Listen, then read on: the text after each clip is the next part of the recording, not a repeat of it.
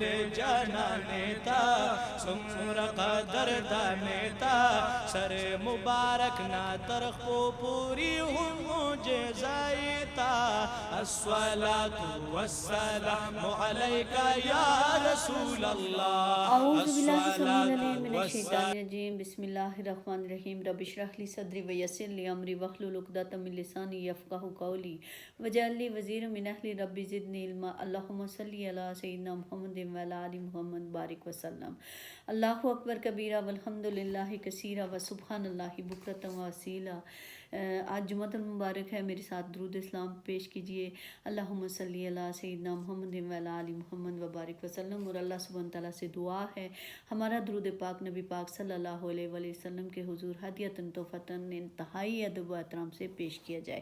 دوسرا یہ کہ ہمیں ہر فتنہ سے محفوظ رکھا جائے، فتنہ دجال سے اور مالی، روحانی، بدنی، جسمانی پریشانیوں سے، ہر پریشانی سے اللہ سبحانہ تعالیٰ ہمیں نجات دلائیں اور دکھ پریشانی سے۔ تو سورہ کہف کے اہم نکات میں آج تھوڑے سے ان پہ بات کروں گی، مگر اس سے پہلے میں یہ ضروری سمجھتی ہوں کہ پھر قرآن کے بارے میں ہماری جو معاشرتی غلط فہمیاں ہیں ان کے بارے میں مختصر بات کروں۔ ہمیں بچپن سے قرآن کی روح اور مقصد سے ہمیشہ لا علم رکھا جاتا ہے رہا، اور ابھی بھی یقین مانے ایسا ہی ہے کہ قرآن ہمارے لیے صرف ثواب اور بخشش کی بک بن کے رہ گیا، اور جبکہ قرآن کیا ہے؟ ایک ضابطۂ حیات ہے، کوڈ آف لائف ہے، آپریشن مینول ہے یہ ہمارے لیے۔ اگر قرآن کو ہم سمجھ کر ان ڈیپتھ اسٹڈی اس کی کرتے ہیں تو ہمارا وے آف لائف ٹوٹل اس کے مطابق ہوگا، اور پھر ہمیں قرآن ایصال ثواب کی ضرورت ہی نہیں پڑے گی جب ہم خود اپنی زندگیاں اس کے مطابق گزاریں۔ تو اب آتے ہیں اس کے آج کے موضوع کی طرف کہ سورہ کہف قرآن کی 18ویں اور مکی صورت ہے۔ جب نبی صلی اللہ علیہ وآلہ وسلم سے قریش نے 3 سوالات پوچھے جو ان کو یہود نے سکھائے تھے، یعنی روح کیا ہے، اصحاب کہف کون تھے، ذوالقرنین کون تھے، ان سوالات کے جوابات میں 3 صورتیں اتری، سورہ بنی اسرائیل، سورہ کہف اور سورہ مریم، اور یہ تینوں قرآن میں سوالات کی ترتیب کے مطابق موجود ہیں تینوں صورتیں۔ تاہم سورہ کہف 3 بڑے واقعات پر مشتمل ہے، یعنی اصحاب کہف، خضر علیہ السلام اور موسیٰ علیہ السلام کا قصہ اور ذوالقرنین کی تفصیل اس میں موجود ہے۔ سب سے پہلے اصحاب کہف حضرت عیسیٰ علیہ السلام سے تقریباً 200 سال کے بعد کے دور میں گزرے ہیں۔ یہ 7 نوجوان جو وقت کے مشرک اور ظالم حکمران کے خوف سے ایک غار میں پناہ گزین ہوئے، اور اللہ سبحانہ تعالیٰ نے ان کو 310 سال تک ان کو اپنی پروٹیکشن میں رکھا۔ یہ تو خیر زمان و مکان کی بہترین مثال ہے، اس کا ہم اندازہ نہیں کر سکتے کہ جیسے وہ کہتے ہیں کہ ٹائم اینڈ سپیس کی بات ہے۔ نبی صلی اللہ علیہ وآلہ وسلم یہاں سے جب آسمان پہ گئے تو جب واپس آ رہے تھے تو دروازے کی کنڈی ہل رہی تھی بقول صحابہ کرام کے۔ تو یہ ہم نہیں کہہ سکتے کہ یہ اس دنیاوی لحاظ سے 310 سال تھے یا ادھر کے حساب سے کیا تھا، یہ نہیں کہہ سکتے۔ پھر موسیٰ علیہ السلام اور خضر علیہ السلام کا واقعہ ہے جو علم حاضر اور علم باطن کے دروازے کھولتا ہے۔ آخر میں ذوالقرنین کا واقعہ ہے جس نے مشرق اور مغرب تک سفر کیا۔ یاجوج اور ماجوج کا واقعہ ہے۔ اب اس صورت کی روح یعنی اسپرٹ پر بات کرنی ہے تو ہم یہ سوال کیوں نہیں کرتے؟ اصحاب کہف 3 سال تک کیسے سوئے اور کیوں سوئے؟ اللہ سبحانہ تعالیٰ کا مقصد کیا تھا؟ پھر خضر علیہ السلام اور موسیٰ علیہ السلام کے واقعے میں یہ سوال کیوں نہیں ہم اٹھاتے کہ نبی اپنے دور کا سب سے بڑا عالم ہوتا ہے، اور اس دن عالم باطن کا علم کیوں نہیں اس کو دیا گیا؟ ذوالقرنین نے مشرق اور مغرب کا فاصلہ کیسے طے کیا جبکہ نہ گاڑیاں تھیں، نہ جہاز تھے، کچھ بھی نہیں تھا؟ یاجوج اور ماجوج کی دیوار کے لیے لوہا کہاں سے آیا؟ لوہے کو پگھلایا کیسے کیا؟ اور اتنا تانبا کہاں سے آیا؟ کس نے پگھلایا اور کیسے ڈالا اور کہاں ہے یہ؟ تو چلیں اگلے سیشن میں اس پہ بھی بات کریں گے، لیکن یہ کہ میں ابھی یہ پڑھتی ہوں، کیا نام ہے اس کو، سورہ کہف کو کی 10 آیتیں پہلے شروع کرتی ہوں۔ یہ دو صورتیں خاص طور پہ سورہ بنی اسرائیل اور سورہ کہف کے بارے میں آتا ہے کہ یہ دونوں بالکل جڑواں ہیں، ان کی ویسے جوڑے اور زوجیت کا تعلق ہے۔ دونوں صورتوں کے بارے میں 12 رکوع ہیں، آیات کی تعداد بھی آلموسٹ برابر ہے۔ دونوں کے عین وسط میں حضرت آدم علیہ السلام اور ابلیس کا واقعہ پیش آتا ہے، اور یہ اس ضمن میں بھی اس حد تک مشابہت ہے کہ نہ صرف دونوں صورتوں کے 7ویں رکوع کا آغاز اس واقعے سے ہوتا ہے، بلکہ دونوں جگہوں پر واقعے کی ابتدا بھی ایک ہی آیت سے ہوتی ہے۔ اور پھر لاسٹ میں جو سورہ بنی اسرائیل کی لاسٹ آیا ہے وَقُلِ الْحَمْدُ لِلَّهِ الَّذِي کے الفاظ سے ہوتا ہے، لیکن اور دوسری طرف سورہ کہف کی جو آیت سٹارٹ ہوتی ہے الحمدللہ الذی سے سٹارٹ ہوتی ہے، یعنی یہاں پہ اس حکم کی تعمیل ہو گئی۔ تو بسم اللہ الرحمن الرحیم، شروع اللہ سبحانہ تعالیٰ کے بابرکت نام سے جو بڑا مہربان نہایت رحم والا ہے۔ الحمدللہ الذی انزل علی عبدہ الکتاب، کل حمد و ثنا اللہ سبحانہ تعالیٰ اور کل شکر اللہ سبحانہ تعالیٰ ہی کے لیے ہے جس نے نازل کی اپنے بندے پر یہ کتاب۔ آپ صلی اللہ علیہ وآلہ وسلم کو اللہ سبحانہ تعالیٰ کے ساتھ جو تعلق اور نسبت ہے اسے یہاں لفظ عبد سے نمایاں فرمایا گیا۔ وَلَمْ يَجْعَلْ لَهُ عِوَجًا، اور اس میں اس نے کوئی کجی نہیں رکھی ہے۔ قَيِّمًا لِيُنذِرَ بَأْسًا شَدِيدًا مِّن لَّدُنْهُ، یہ کتاب بالکل سیدھی ہے تاکہ وہ خبردار کرے ایک بہت بڑی آفت سے اس کی طرف سے، یعنی نبی صلی اللہ علیہ وآلہ وسلم پر نزول قرآن کے مقاصد میں سے ایک مقصد یہ بھی ہے کہ آپ صلی اللہ علیہ وآلہ وسلم کو لوگوں کو ایک بہت بڑی آفت کے بارے میں خبردار کریں۔ یہاں لفظ باسن بہت اہم ہے، یہ لفظ واحد ہو تو اس کا مطلب جنگ ہوتا ہے، اور جب بطور جمع آئے تو اس کے معنی سختی، مصیبت، بھوک، تکلیف وغیرہ کے ہوتے ہیں، جیسے سورہ بقرہ کی آیت نمبر 177 آیت البر میں یہ لفظ بطور واحد بھی آیا ہے اور بطور جمع بھی۔ وَالصَّابِرِينَ فِي الْبَأْسَاءِ وَالضَّرَّاءِ وَحِينَ الْبَأْسِ، چنانچہ وہاں دونوں صورتوں میں اس لفظ کے معنی مختلف ہیں۔ الباسائی کے معنی فقر و تندرستی اور مصائب و تکالیف کے ہیں، جبکہ وحین الباسی سے مراد جنگ کا وقت ہے۔ بہرحال آیت زیر نظر میں باسن شدیدن سے ایک بہت بڑی آفت بھی مراد لی جا سکتی ہے، اور بہت سی احادیث سے ہمیں یہ بھی وضاحت ملتی ہے کہ دجالی فتنے کے ساتھ سورہ کہف کی ایک خاص مناسبت ہے، اور اس فتنے کے اثرات سے محفوظ رہنے کے لیے اس صورت کا ساتھ ذہنی اور قلبی تعلق قائم کرنا بہت مفید ہے۔ اس مقصد کے لیے احادیث میں جمعہ کے روز سورۃ الکہف کی تلاوت کرنے کی تلقین فرمائی گئی ہے، اور اگر پوری سورت کی تلاوت نہ بھی کی جائے تو کم از کم اس کی ابتدائی 10 آیتیں اور آخری 10 آیتوں کی تلاوت کرنا بھی مفید ثابت ہوگا، اور اول تو یاد ہی کر لینا چاہیے۔ اور اس میں آتا ہے احادیث میں ایک اور آتا ہے کہ عیسائی روایات میں اس جنگ کو آرمی جدون کا نام دیا گیا ہے۔ بہرحال حضرت مسیح علیہ السلام کے تشریف لانے اور ان کے ہاتھوں دجال کے فتنے قتل کے بعد اس فتنہ یا جنگ کا خاتمہ ہو جائے گا۔ اگر خاص طور پر جنگ کے معنی لیا جائے اس کو باسن شدیدن کو، تو اس سے الملحمۃ العظمیٰ سے مراد ہے، اور اس کا تعلق بھی فتنہ دجال ہی ہے۔ کتب احادیث میں آثار القیامہ یعنی قیامت کے قریب ترین اس خوفناک جنگ کا ذکر بہت تفصیل سے ملتا ہے، اور کہتے ہیں کہ عیسائی اس کی تیاری کر رہے ہیں، اور عالم جدون کا خاص طور پہ ان کو پتہ ہے تو اس لیے وہ کرتے ہیں۔ یہاں پہ خاص طور پہ دجالی فتنے کی حقیقت کے بارے میں کچھ وضاحت بھی ضروری ہے۔ دجل کے لفظی معنی دھوکہ اور فریب کی ہیں۔ اس مفہوم کے مطابق دجال ایسے شخص کو کہا جاتا ہے جو بہت بڑا دھوکے باز ہو، جس نے دوسروں کو دھوکہ دینے کے لیے جھوٹ اور فریب کا لباس وعدہ اوڑھ رکھو، اس لیے نبوت کے جھوٹے دعوے داروں کو بھی دجال کہا گیا ہے۔ نبی صلی اللہ علیہ وآلہ وسلم نے جن 30 دجالوں کی پیدائش کی خبر دی ہے، ان سے جھوٹے نبی ہی مراد لیے جاتے ہیں۔ اینیویز یہی چیز ہو سکتی ہے۔ وَيُبَشِّرَ الْمُؤْمِنِينَ الَّذِينَ يَعْمَلُونَ الصَّالِحَاتِ أَنَّ لَهُمْ أَجْرًا حَسَنًا، اور تاکہ وہ بشارت دے ان اہل ایمان کو جو نیک عمل کرتے ہوں، اور ان کے لیے ہوگا اجرن حسنا، بہت ہی اچھا اجر۔ تو نبی صلی اللہ علیہ وآلہ وسلم نے قرب قیامت کے زمانے میں دجال کے ظاہر ہونے اور ایک بہت بڑا فتنہ اٹھانے کے بارے میں خبریں دی ہیں، جو ماں کے سینہ فیہ ابدا، وہ اس میں رہیں گے اور ہمیشہ ہمیشہ رہیں گے۔ کس میں؟ ان لہم اجرا حسنا، جو لوگ نیک عمل کرتے ہیں اور اس میں۔ وینذر الذین قالوا اتخذ اللہ ولدا، اور خبردار کر دے ان لوگوں کو جنہوں نے کہا کہ اللہ سبحانہ تعالیٰ نے بیٹا بنایا ہے۔ دور حاضر کی دجالیت کی اصل جڑ موجودہ مسیحیت ہے، جس کی بنیاد تثلیث پر رکھی گئی ہے، اور اب اسے مسیحیت کے بجائے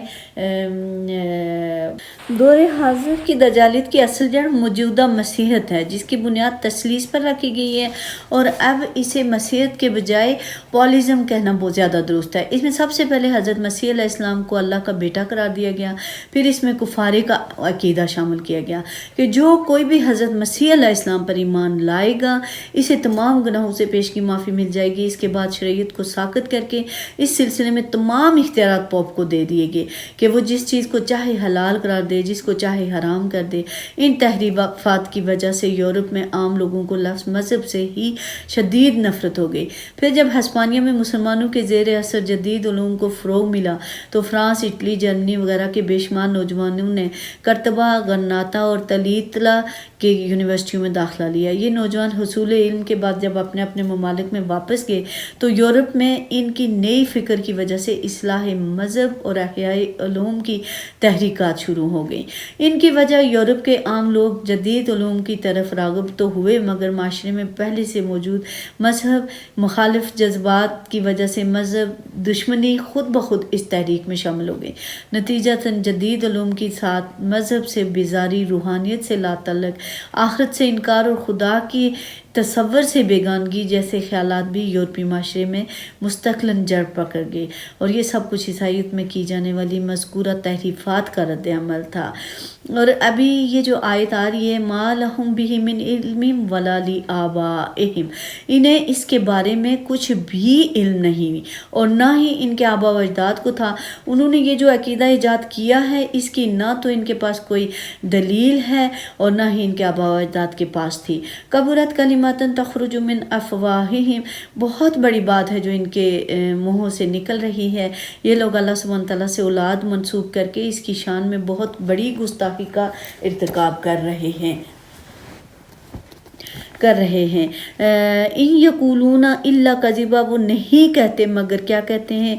سراسر جھوٹ بولتے ہیں۔ فلعلک باخع نفسک علی آثارہم ان لم یؤمنوا بہذا الحدیث اسفا، تو اے نبی صلی اللہ علیہ وآلہ وسلم، آپ شاید اپنے آپ کو غم سے ہلکان کر لیں گے ان کے پیچھے اگر وہ ایمان نہ لائے اور قرآن پر عمل نہ کیا۔ تثلیث جیسے غلط عقائد کے جو بھیانک نتائج مستقبل میں نسل انسانی کے لیے متوقع تھے، ان کے تصور ادراک سے نبی صلی اللہ علیہ وآلہ وسلم پر شدید دباؤ تھا۔ آپ خوب جانتے تھے، صلی اللہ علیہ وآلہ وسلم سمجھتے تھے کہ اگر یہ لوگ قرآن پر ایمان نہ لائے، اپنے موجودہ مذہب پر ہی قائم رہے، تو ان کے غلط عقائد کے سبب دنیا میں دجالیت کا فتنہ جنم لے گا، جس کے اثرات نسل انسانی کے لیے تباہ کن ہوں گے۔ یہی غم تھا جو آپ صلی اللہ علیہ وآلہ وسلم کی جان کو گھلائی جا رہا تھا۔ اللہم صلی علی سیدنا محمد وعلی آل محمد وبارک وسلم، صدقے جائیں نبی پاک صلی اللہ علیہ وآلہ وسلم پر سے۔ اِنَّا جَعَلْنَا مَا عَلَى الْأَرْضِ زِینَةً لَهَا، یقیناً ہم نے بنا دیا ہے جو کچھ زمین میں ہے اسے اس کا بناؤ سنگھار۔ یہاں یہ نقطہ ذہن نشین کر لیں کہ لفظ زینت اور دنیاوی آرائش و زیبائش کا موضوع اس صورت کے مضامین کا عمود ہے، یعنی دنیا کی رونق، چمک دمک اور زیب و زینت میں انسان اس قدر کھو جاتا ہے کہ آخرت کا اسے بالکل خیال ہی نہیں رہتا۔ دنیا کی یہ رنگینیاں امریکہ اور یورپ میں اس حد تک بڑھ چکی ہیں کہ انہیں دیکھ کر عقل دنگ رہ جاتی ہے۔ اور اب آپ سعودی عرب میں دیکھیں، عرب کنٹریز جتنی ہیں انہوں نے کیا شروع کیا ہوا ہے، اور کہیں پہ ان کو وہ نہیں نظر آتا کہ مسلمان کس طریقے سے مارے جا رہے ہیں، اور خوف خدا ان سے ختم ہو گیا اور صرف ظاہری نمود و نمائش میں گم ہو چکے ہیں۔ پھر اس کے بعد لِنَبْلُوَكُمْ أَيُّكُمْ أَحْسَنُ عَمَلًا، تاکہ انہیں ہم آزمائیں۔ یعنی یہ جو ظاہری نمود و نمائش ہم نے دی ہے ان کو، مَا عَلَى الْأَرْضِ زِینَةٌ لَہَا جو ہے، تو یہ کس لیے ہے کہ لِنَبْلُوَهُمْ أَيُّهُمْ أَحْسَنُ عَمَلًا، تاکہ انہیں ہم آزمائیں کہ ان میں کون بہتر ہے عمل میں یا بہتر عمل کرتا ہے۔ دنیا کے یہ ظاہری ٹھاٹ باٹ دراصل کیا تھے؟ ٹیسٹ تھا ہمارے لیے، اور آج بھی یہ ہمارے لیے ٹیسٹ ہی ہے۔ اکثر لوگ کہتے رہتے ہیں کہ ہمیں کیا فائدہ مسلمان ہونے کا کہ ہم ہر وقت پریشانیوں میں، تکلیفوں میں، رنجشوں میں گھرے ہوئے ہیں، جبکہ دوسرے ممالک جو ہیں جو اسلام پہ نہیں ہیں، وہ اسلام کے مطابق زندگیاں نہیں گزار رہے، تو وہ ان کے ملک بھی اچھے ہیں، عیاشیاں کر رہے ہیں اور خوبصورت بھی ہیں، لیکن حالانکہ اللہ سبحانہ تعالیٰ کیا کہتے ہیں کہ یہ سارا کچھ صرف ظاہری ہے، دنیا کی ٹھاٹ باٹ ہے اور ظاہری ہے۔ ایک طرف دنیا کی یہ سب دلچسپیاں اور رنگینیاں ہیں، اور دوسری طرف اللہ سبحانہ تعالیٰ اور اس کے احکامات ہیں۔ انسان کے سامنے یہ دونوں راستے کھلے چھوڑ کر دراصل یہ دیکھنا مقصود ہے کہ وہ ان میں سے کس کا انتخاب کرتا ہے، دنیا کی رنگینیوں میں کھو جاتا ہے یا اپنے خالق و مالک کو پہچانتے ہوئے اس کے احکام کی تعمیل کو اپنی زندگی کا اصل مقصد سمجھتا ہے۔ اس سلسلے میں کسی شاعر کا یہ شعر اگرچہ شان باری تعالیٰ کے لائق تو نہیں، مگر اس مضمون کی وضاحت کے لیے بہت خوب ہے کہ رخ روشن کے آگے شمع رکھ کر وہ یہ کہتے ہیں، رخ روشن کے آگے شمع رکھ کے وہ یہ کہتے ہیں، ادھر آتا ہے دیکھیں یا ادھر پروانہ جاتا ہے۔ اب جس پروانے یعنی انسان کو اس شمع کی ظاہری روشنی اور چمک اپنی طرف کھینچ لے گی تو وہ قد خسرہ خسران مبینہ سورہ نساء کی آیت کے مصداق تباہ و برباد ہو گیا، اور جو اس کی ظاہری اور وقتی چکا چوند کو نظر انداز کر کے حسن ازلی اور اللہ سبحانہ تعالیٰ کے جلال و کمال کی طرف متوجہ ہو گیا، وہ حقیقی کامیابی اور دائمی نعمتوں کا مستحق ٹھہرا۔ اللہم جعلنا منہم، یا رب العالمین ہمیں ان لوگوں میں شامل کرنا جو صرف اللہ سبحانہ تعالیٰ، اس کے رسول اور اس قرآن کو مضبوطی سے تھامے رکھنے والے ہیں، ان میں ہمیں شامل کرنا۔ وَإِنَّا لَجَاعِلُونَ مَا عَلَيْهَا صَعِيدًا جُرُزًا، اور یقیناً ہم بنا کر رکھ دیں گے جو کچھ اس زمین پر ہے اسے ایک چٹیل میدان۔ قیامت برپا ہونے کے بعد اس زمین کی تمام آرائش و زیبائش ختم کر کے اسے ایک صاف ہموار میدان میں تبدیل کر دیا جائے گا۔ نہ پہاڑ اور سمندر باقی رہیں گے اور نہ یہ حسین و دلکش عمارات۔ اس وقت زمین کی سطح ایک ایسے کھیت کو منظر پیش کر رہی ہوگی جس کی فصل کٹ چکی ہوگی اور اس میں صرف بچا کھچا سوکھا چورا ادھر ادھر بکھرا پڑا ہوگا۔ پھر اس کے بعد آیت آتی ہے، آیت نمبر 9، ام حسبت ان اصحاب الکہف والرقیم کانوا من آیاتنا عجبا، کیا تم سمجھتے ہو کہ غار اور رقیم یعنی تختی والے اصحاب ہماری بہت عجیب نشانیوں میں سے تھے؟ اب اصحاب کہف کے متعلق اس سوال کے جواب کا تھوڑا سا آغاز ہو رہا ہے جو یہود مدینہ نے قریش مکہ کے ذریعے نبی پاک صلی اللہ علیہ وسلم سے پوچھا تھا۔ کہف کی معنی غار کے ہیں اور رقیم سے مراد وہ تختی ہے جس پر اصحاب کہف کے حالات لکھ کر اسے غار کے دہانے پر لکھ دیا گیا ہے۔ اس نسبت سے انہیں اصحاب کہف بھی کہا جاتا ہے اور اصحاب الرقیم بھی کہا جاتا ہے۔ مراد یہ ہے کہ تم لوگ شاید اصحاب کہف کے واقعے کو ایک بہت غیر معمولی عجیب تھے۔ اذ اوى الفتية الى الكهف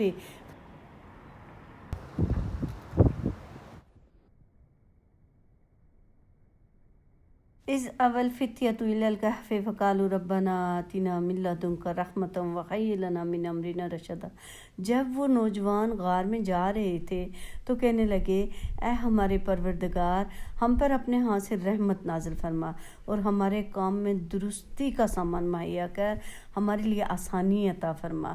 تو ہمیں بھی جب کوئی مشکل پریشانی ہو تو اس فتنہ دجال کے دور میں، فتنہ کے دور میں، آج بھی دجالی دور ہی ہے، تو پلیز اللہ سبحانہ تعالیٰ سے دعا مانگا کریں، اور ربنا آتینا من لدنک رحمۃ وہیئ لنا من امرنا رشدا، یہ دعا اپنی زندگی کا معمول بنا لیں، اور یہ 10 آیتیں یاد کر لیں سورہ کہف کی، اور انشاءاللہ آپ محفوظ رہیں گے۔ سب سے پہلے بات تو یہ کہ ان کو اپنی پریکٹیکل لائف میں لائیں، یہ نہیں کہ ہم صرف رٹے طوطے کی طرح پڑھتے رہیں اور سوچیں کہ ہم بچ جائیں گے، ایسے نہیں، ہم نے بھی انہی کی طرح ہمارا ایمان سٹرونگ ہوگا اللہ سبحانہ تعالیٰ پر، جیسے کہ انہوں نے اللہ سبحانہ تعالیٰ سے پناہ مانگی اور نہیں قبول کی، دجالیت قبول نہیں کی، اور کیا بتوں کی پوجا نہیں کی، اور اس بادشاہ کی اس کو نہیں ایکسیپٹ کیا۔ تو ہمیں بھی ان ساری چیزوں سے اپنے آپ کو محفوظ رکھنا پڑے گا انشاءاللہ، اور اللہ سبحانہ تعالیٰ سے دعا ہے کہ اللہ پاک سب کی کو اپنی امان میں رکھیں، سب کی مشکلات پریشانیاں دور کریں، سب کی اولادوں کو بھی نیک اور صالح بنائیں، اور ہر مسلمان جہاں جہاں فلسطین میں، کشمیر میں جہاں مسلمان پس رہے ہیں، اللہ پاک ان کی مدد فرمائے، اور ہمیں ہر مسلمان کو، خاص طور پہ جتنی مسلمان جہاں جہاں آباد ہیں، ان کو ہدایت دے۔